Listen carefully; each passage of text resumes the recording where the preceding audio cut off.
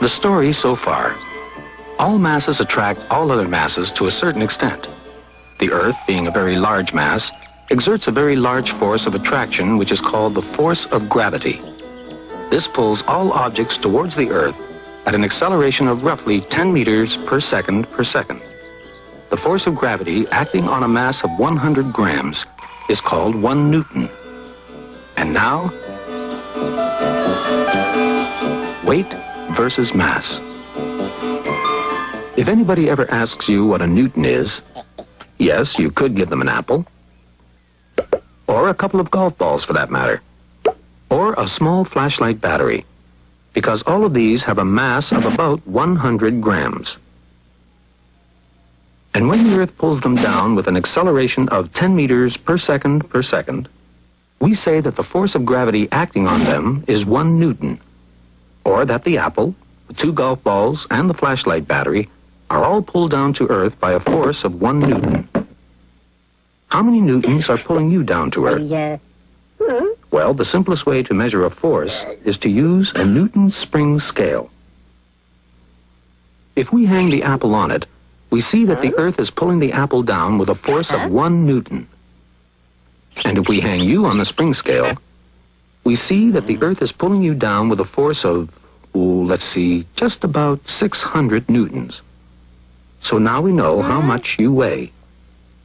What you weigh merely means what force of gravity is pulling you down to Earth. That's all weight is, the force of gravity.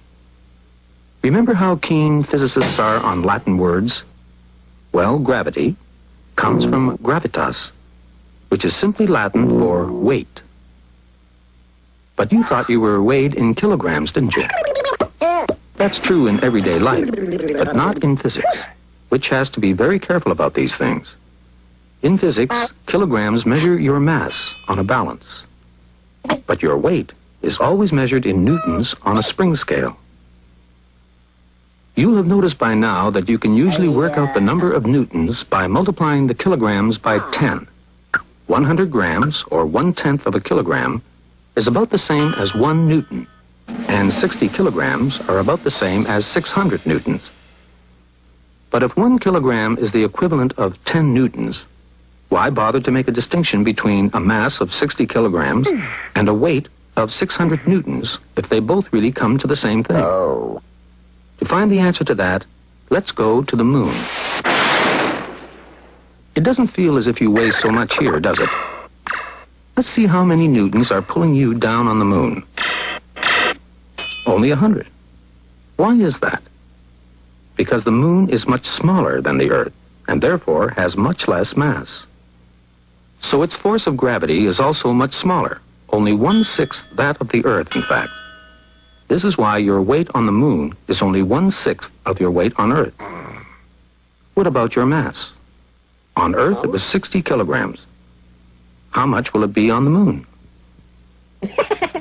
60 kilograms. Exactly the same, of course. You don't get any smaller by going to the moon.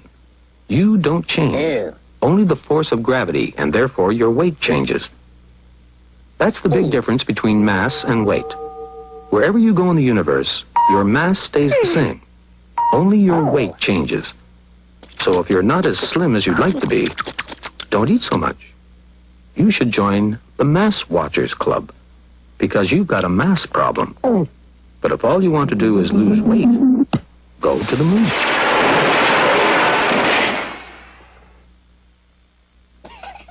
Huh?